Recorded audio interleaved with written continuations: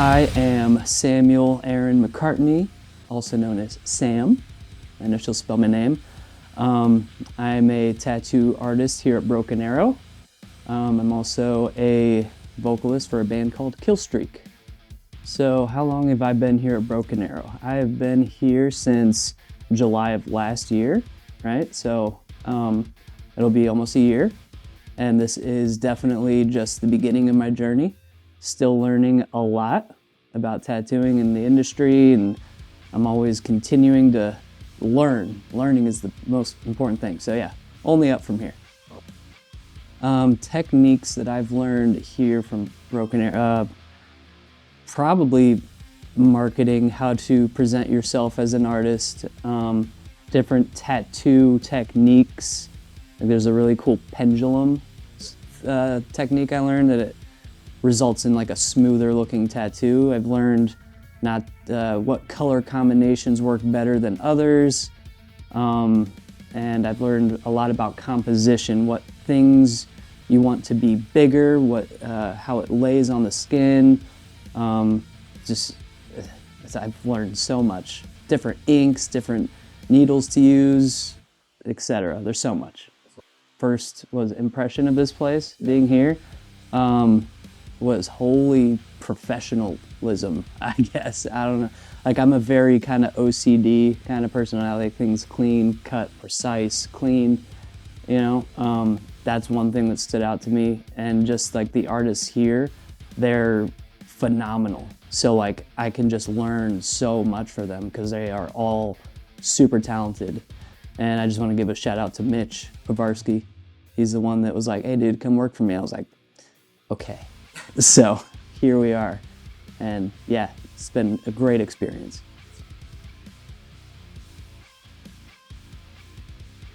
Oh, okay. Some of my favorite memories, for favorite memories for tattooing, one would be John Montgomery, which is the guy that did my whole sleeve here and a bunch of my hands and a bunch of other stuff on me. And I got tattooed by him in California. And the whole reason I went to him was because he tattooed Mitch Lucker from Suicide Silence. And I was like, yeah, I want to look like that dude. You know what I mean? And I became a tattoo artist. John actually seen my work. He's like, hey man, you're doing great.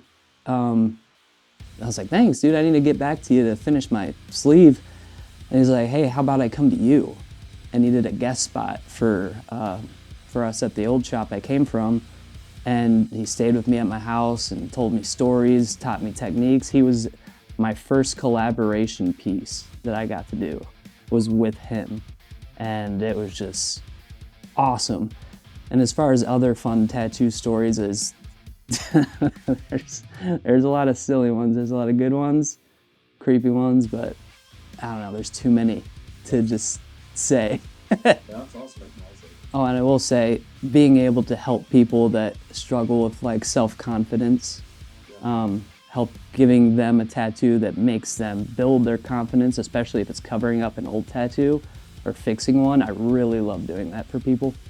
Kind of anything bold and colorful. Anything along those lines, whether it be a video game, cartoony, anime, or if it's a concept piece like I do for you, like that's where. I mean, kind of when I broke the ice of being an apprentice, I started putting stencils on people. I had to put on my first one, and it was the Grinch flipping the bird on dude's butt cheek. And I had, prep the skin, which means I had to shave said skin. And dude, just woolly mammoth hair.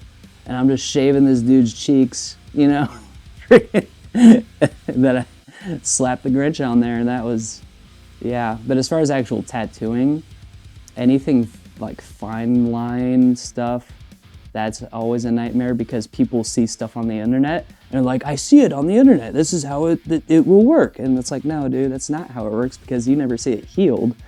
And that means that those fine lines are gonna go and you're just gonna have a blob.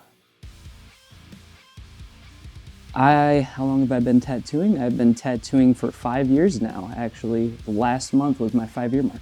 Gotcha. Advice for people getting their first tattoo. I would say, kind of have a plan. of what you want to look like, number one. Number two, do your research on your artist. Don't just go into a random shop and be like, I want this, and then boom, you're getting it, because a lot of times you're not gonna get what you want and it's gonna look crappy. So do your research on your artist, make sure you like their work, number one. Number two, think of your layout. If you want something like boom right there, you gotta think, all right, well now if you want a sleeve later, you gotta work around that. And number three would be, don't get it in a painful spot first. A lot of people have done that and it's all downhill from there, sure, but it can also scar people and be like, man, I don't want to get one ever again. You know what I mean? So yeah, those three. In the last 5 years, not too much has changed. A lot of artists are using rotary machines now. A lot of artists are using stencil machines, which we have here is a really cool one. Instead of printing it on paper and then putting it through a stencil machine, we're able to just print it and it'll come out as a stencil, which is awesome. I love that. I don't know, it's easier to tattoo nowadays than it was like 15 years ago, because Procreate on an iPad, you can draw a design, somebody comes in, they're like, oh, I don't want that, or I wanted it on this side. You can just go in, flip the image, you're good. And as far as like being social with tattooing or networking, or it's a lot more online now. Unfortunately, you can't just be good at tattooing. You have to have an online presence, showing your routine, showing how you do what you do, get the best video equipment with lighting to showcase your tattoo in the best possible light, pun intended. And back then it was just like, here's your tattoo, sweet, see ya, you know. Me as a person, wait, I do want to add something about the tattoo industry first before I say this, because I have people reach out to me all the time, dude. Like, hey, I got this tattoo in the kitchen, or this dude hooked it up for $100, you know, and it looks like crap. It looks absolutely horrible. And to those people that want to start tattooing, do it the right way. Build a portfolio, all mediums, painting, drawing, whatever. And if you want this to be your career, make it your career. It's not a hobby. Do the work, go to shop to shop to shop, get told no, no, no. Find your break somewhere if you're persistent enough, and then do it the right way. Because if you're tattooing in a bedroom or in a kitchen and you're not supposed to be tattooing, stop. Stop. Yeah, definitely. The economy, unfortunately, shapes tattooing a lot. There's so much that goes into it. Like, I ordered 3 bottles of ink, 4 cartridge of needles, and that alone was like 400 something bucks. It's like, dude. So you get what you pay for as a art. Like, if you want a reputable artist in a reputable shop, you have to be willing to pay for something, and people have no problem spending money on a PS5 or a new pair of Nikes or Jordans that will be gone in X amount of years, but something that's gonna be on you forever, people will be like, oh dude, that's too much. And artists, it's kind of the starving artist thing. We have families, we love what we do, and it's awesome. But also we put the time in and the dedication, and we paid our dues, so it's double-edged sword. It's a kind of respect thing. Client respects you, you respect your client, and if those align, you're gonna have a good time. How do I feel about the trending tattoos? I think some of them are really silly. It's like, all right, dude, like, this is like tribal tattoos. Like, oh, you got some tribal? Cool. Now let's look at you now. You know what I mean? And yeah. And all those trends tend to die off a lot more quickly than they were before. And luckily, I specialize in my style, and I only promote my style. Therefore, I only really get clients that want my style. So I kind of dodge them. But I do have them every now and then sneak in, and I'm just like, that's probably not for me to do. A tattoo that I will not do would probably be anything satanic. I'm not putting 666 on anybody. I'm not putting a pentagram on anybody. I'm not doing any of that type of stuff. I won't not do this one, but I will heavily discourage it.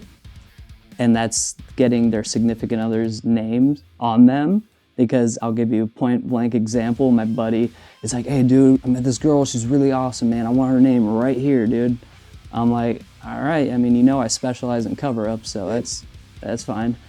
But I was like, don't do it though. And he's like, I'm just gonna do it. And I'm like, all right. So I did it. Not even a month later, he's like, hey dude, so yeah, we're not together anymore. I was like, ha, how'd the turntables? Necessarily funny way. I've just been able to help a lot of people with cover-ups that they've had horrible tattoos. Some which were that, oh, that's another thing. I ain't doing no racist tattoos either. Absolutely not. But I've had to cover up some of those, and that's been really cool. Just see the change in people, because people can change. I hate this nowadays culture where if you did something, that's you. You know, it's like, no, dude, people can change. Like, lighten up, man. So I really love helping people in that way. I love, like, my buddy, he had this horrible American flag on his arm, and it just looked bleh. And I was able to fix that for him. And he's a performer too, he's in a band. And he was able to rock that confidence on stage and show it proudly, so that was awesome. Yeah, it was like some kind of Nazi something. I can't remember. I think it was at the first shop I worked at, and I want to say it was like on his chest, and dude was just like, hey man, like, I'm kind of scared to even bring this up to you, but I really want this covered. And I was like, dude, I got you, man. And I was just able to cover it up, and he was able to walk out of there as a new person, physically and mentally, and he kind of gave him a brand new start. So an average length of a session for me now would be, I try not to go more than like 7 hours. Before, I would tattoo people till like midnight. The longest tattoo I've done, I didn't get done tattooing until 4 in the morning. It was a whole thigh piece, and I was just like, I'm not doing this. And I got a wife and 2 little girls, so I don't got time to be doing that. And I learned, again, being here, learning more, that if you do those big sessions, it's gonna be really hard to heal. So not only is it better for you to divide the session for their sake and their pain, but for like mine too, and you're gonna get a better tattoo. As far as tattooing, I guess my goal is to be better than I was today. Always trying to learn more, always trying to do more and more tattoos of quality that really represent what I feel is the best of my ability. And to, I don't know, just learn. I just want to learn, just keep learning. I'm a sponge when it comes to learning things about tattooing. And I'm so thankful for the people that are in my life that have helped me get here. If I could tattoo anywhere in the world, I would probably want to do a guest spot in Japan. Number one, Japan is like my number one spot that I want to go to visit. And number two, I feel like I would just have a blast there tattooing people and learning from them. And that'd be my number one. I mean, for the most part, honestly, I am working with the guys that I want to learn from, and like my tattoo artist, Josh Hellman, you know, he's sculpted me a lot and taught me a lot, and then the guys here at Broken Arrow, like, but if there was somebody from a different place, I guess, there's this guy named NJG. He does really cool work. I'd like to learn some things from him. My books are always open, ready to do some cool stuff, always. My band Killstreak, it's got a lot of cool stuff coming up. We're playing Incarceration on July 19th. That's a Sunday. That's gonna be fun. We got a new music video coming out soon. And just being involved in my church has also really helped with my lifestyle, and kind of, I don't know, being what I do in my church, like leading missions groups to like Guatemala or whatever, and just being involved in that has really gave me a firm foundation for everything that I do. And it's really been a blessing that I get to be around the kind of people that I am around, because there's not a lot of Christian people in the tattoo community or metal community or Marine Corps, you know? So, yeah, that's pretty much it. Where can people find me to book with me?